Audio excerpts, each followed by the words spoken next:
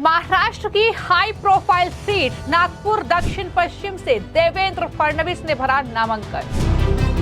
नागपुर में फडणवीस का शक्ति प्रदर्शन, डरी एमपीए खेला Maratha card. High profile seat पर फडणवीस को चुनौती देंगे कांग्रेस के प्रफुल्ल गुर्दे। क्या लगातार चौथी बार अपने गढ़ को फतह करेंगे देवेंद्र फडणवीस? महायुति की सरकार फिर एक बार महाराष्ट्र में आएंगी और नागपुर में हमारी सारी सीटें पूरे बहुमत के साथ जीतेगी, मेरा विश्वास। महाराष्ट्र विधानसभा चुनाव में अब नामांकन का दौर शुरू हो गया है और महाराष्ट्र के उप मुख्यमंत्री देवेंद्र फडणवीस ने नागपुर दक्षिण सीट से अब नामांकन दाखिल कर दिया है। जिस तरीके से ये नामांकन दाखिल हुआ है, रोड शो किया गया, शक्ति प्रदर्शन देवेंद्र फडणवीस का देखने को मिला। जाहिर तौर पर एमपीए के होश उड़ाने के लिए ये तस्वीरें काफी हैं और यही वजह है कि जैसे ही देवेंद्र फडणवीस ने नागपुर दक्षिण पश्चिम सीट से यह नामांकन दाखिल किया, वैसे ही एमपीए ने मराठा कार्ड चल दिया और वहां पर कांग्रेस ने एक मराठा उम्मीदवार को दरअसल चुनावी मैदान में उतार दिया है। लेकिन वहीं पर देवेंद्र फडणवीस ने नामांकन दाखिल करने के साथ ही जीत की हुंकार भर दी है।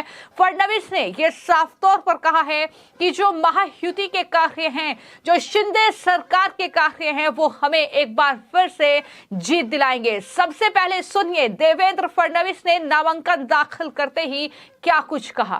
मैं भारतीय जनता पार्टी का, हमारे सर्वोच्च नेता प्रधानमंत्री नरेंद्र मोदी जी, अमित भाई शाह जी, हमारे अध्यक्ष जगत प्रकाश नड्डा जी, हमारे वरिष्ठ नेता नितिन गडकरी जी, इन सभी का बहुत बहुत आभार व्यक्त करता हूं कि उन्होंने फिर एक बार मुझ पर विश्वास जताया और छठी बार मुझे विधानसभा का टिकट दिया है। और जिस प्रकार से 5 बार जनता का आशीर्वाद मेरे साथ रहा है, छठवीं बार भी वो आशीर्वाद मुझे मिलेगा। महाराष्ट्र में हमारी महायुति की सरकार ने जो काम किया है, उस काम की बदौलत फिर एक बार जनादेश हम प्राप्त करेंगे। महायुति की सरकार फिर एक बार महाराष्ट्र में आएंगी और नागपुर में हमारी सारी सीटें पूरे बहुमत के साथ जीतेगी, मेरा विश्वास है। लीड कितने लीड होगी लास्ट टाइम के हिसाब से देखा जाए तो इस वक्त लीड? मैं लीड वगैरह कभी बताता नहीं हूँ, मैं इतना ही कहता हूँ जनता का भरपूर आशीर्वाद मिलने वाला है। आज नाना पटोले जी ने जो वक्तव्य दिया है और राहुल गांधी जी ने विदेश में जाकर आरक्षण के खिलाफ जो वक्तव्य किया था, उसका पूरा समर्थन आज नाना पटोले जी ने किया है। कांग्रेस हमेशा बाबा साहब की विरोधी रही है, आरक्षण की विरोधी रही है। इसी प्रकार के विचार नेहरू जी ने भी रखे हैं, इंदिरा जी ने भी रखे हैं, राजू जी ने भी रखे। अब विदेशों में जाकर राहुल जी भी रख रहे हैं और उनके जो चेले हैं सब वो सारे वही बात कह रहे हैं। लेकिन मैं आपको बता देना चाहता हूं, जब तक भारत का संविधान है और भारत में भाजपा है, आरक्षण को कोई हाथ नहीं लगा पाएगा। जाहिर तौर पर देवेंद्र फडणवीस का यह शक्ति प्रदर्शन बहुत कुछ कहता है, क्योंकि फडणवीस के नेतृत्व में ही महाराष्ट्र में बीजेपी ये चुनाव लड़ रही है और इस तरीके से नामांकन दाखिल करने से पहले नागपुर में ये रोड शो किया गया, जिसमें जाहिर तौर पर केंद्रीय जो परिवहन मंत्री हैं नितिन गडकरी, वो भी मौजूद थे। नागपुर से वो आते हैं, तो ऐसे में फडणवीस की तरफ से ये साफ तौर पर कहा गया कि मुझ पर भरोसा जताने के लिए, मुझे छठी बार टिकट देने के लिए मैं अपने केंद्रीय नेतृत्व का धन्यवाद करता हूं। उन्होंने प्रधानमंत्री नरेंद्र मोदी से लेकर अमित शाह और नितिन गडकरी का आभार व्यक्त किया और साफ तौर पर कहा कि मुझे पूरा विश्वास है कि लोग मुझे आशीर्वाद देंगे। फडणवीस का दावा यही है कि महायुति सरकार द्वारा जो कार्य किए गए हैं, उसके साथ ही हम राज्य में एक बार फिर से सरकार बनाएंगे। फडणवीस ने यह साफ कर दिया कि हमारा एकमात्र लक्ष्य जो है, वो हमने महाराष्ट्र को जो गति दी है, उसकी जरूरत है कि महायुति सरकार फिर से सत्ता में आए। और नितिन गडकरी के नेतृत्व में नागपुर में जो विकास कार्य हुआ है उसे सभी ने देखा है। पिछले 10 सालों में हमारे काम को देखिए और कांग्रेस के शासन काल के दौरान किए गए कामों को देखिए। हमें बताने की जरूरत नहीं है कि हमने नागपुर को बदल दिया है। तो देवेंद्र फडणवीस नागपुर की जनता से इस नामांकन के साथ ही ये अपील कर रहे हैं कि एक बार फिर से, दरअसल उन्होंने इस सीट से चुनाव लड़ने का ऐलान कर दिया है, उन्होंने नामांकन दाखिल कर दिया है। तो ऐसे में जाहिर तौर पर हमारे कामों को देखा जाए, सवाल यही है कि 3 बार लगातार जीत चुके हैं देवेंद्र फडणवीस इस सीट से, एक तरीके से उनका गढ़ ये माना जाता है। और क्या चौथी बार जनता जीत का सेहरा देवेंद्र फडणवीस के सर पर सजाएगी, ये सवाल अब कहीं ना कहीं उठ रहा है। लेकिन यहां पर देवेंद्र फडणवीस ने जब वो नामांकन दाखिल करने के लिए जा रहे थे तो परिवार ने उनकी आरती उतारी। इस तरीके से उन्होंने पूजा पाठ किया, जीत के भरोसे के साथ उन्होंने ये नामांकन दाखिल किया है।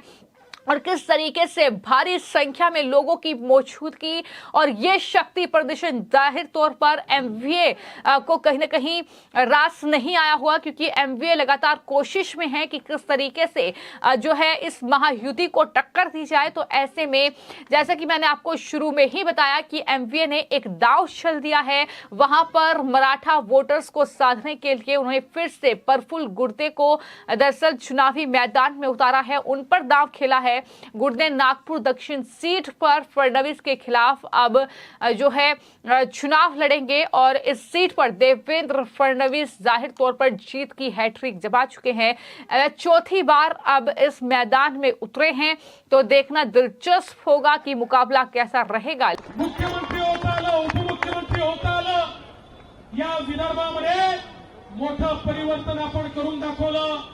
नागपूरचा एअरपोर्ट असेल, अमरावतीचा एअरपोर्ट असेल, वैनगंगा नळगंगा सारखी 88,000 कोटीची त्या ठिकाणी एक योजना असेल, कोसी खुर्दचं काम असेल, इथल्या वेगवेगळ्या प्रकारच्या सिंचन प्रकल्पांचं काम असेल, समृद्धी महामार्गाचं काम असेल, कामच कामं झाली। आणि त्यामुळे विदर्भाचा चित्र देखील माननीय गडकरी साहेबांच्या नेतृत्वात आम्ही बनवतोय। आणि या ठिकाणी एक गोष्ट सांगितली पाहिजे, देशाचे नेते आणि प्रधानमंत्री माननीय मोदीजींनी नवभारताची निर्मिती सुरू केली आणि त्यांच्याच पावलावर पाऊल टाकून त्यांच्याच आशीर्वादानं आम्ही नव महाराष्ट्राची निर्मिती सुरू केली आहे। आणि हा नवीन महाराष्ट्र युवकांच्या आशा आकांक्षा पूर्ण करणारा अशा प्रकारचा आपला महाराष्ट्र आहे। मी विरोधकांबद्दल बोलणार नाही, विरोधकांना तर आमच्या लाडक्या बहिणीच पुरेशा आहेत। त्या लाडक्या बहिणीच्या तोंडचा घास तोडण्याकरता काँग्रेसच्या नेत्यांनी, सुनील केदार, नाना पटोलेंनी नागपूरच्या न्यायालयामध्ये केस केली। त्या लाडक्या बहिणीच त्यांना पुरून उरतील।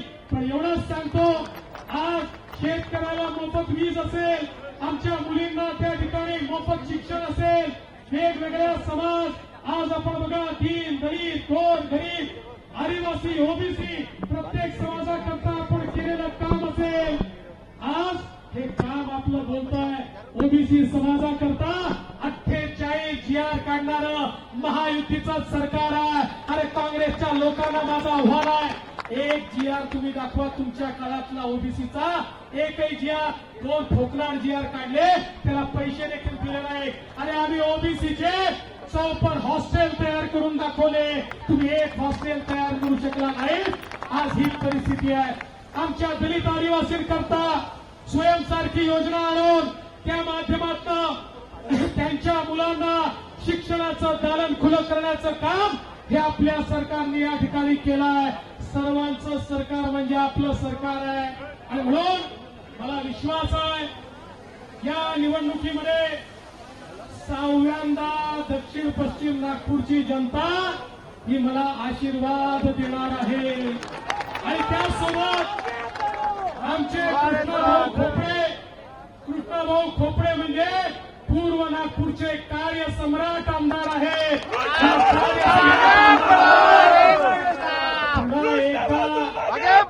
अतिशय विक्रमी मताने त्या ठिकाणी आपल्याला पाठवायचं आहे। सगळे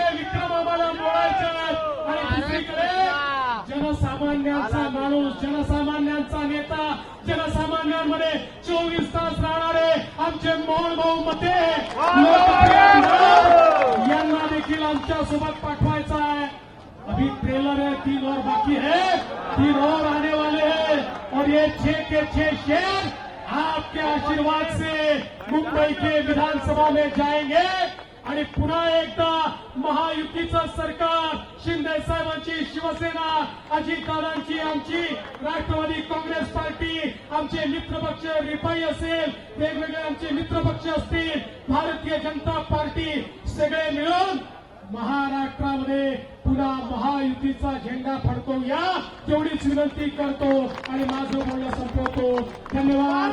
जय हिंद, जय भारत. लेकिन तमाम लोग यही कह रहे हैं कि मुकाबला एक तरफा होगा, क्योंकि जिस तरीके से फडणवीस की अपनी एक छवि महाराष्ट्र में रही है और लोगों की वो पहली पसंद मुख्यमंत्री के तौर पर फिलहाल दिखाई दे रहे हैं, जो तमाम सर्वे सामने आ रहे हैं, जिस तरीके से बीजेपी अपनी स्ट्रेटजी के साथ चुनावी मैदान में उतरी है, उसका नेतृत्व कहीं ना कहीं उस पार्टी का नेतृत्व देवेंद्र फडणवीस ही कर रहे हैं. तो ऐसे में इस शक्ति प्रदर्शन के जरिए, इस रोड शो के जरिए, इस तरीके से जो नामांकन दाखिल किया गया है, अब वो एमवीए के लिए, उद्धव ठाकरे के लिए, शरद पवार के लिए, कांग्रेस के लिए कितनी परेशानी महाराष्ट्र में बढ़ाएगा, ये देखना होगा.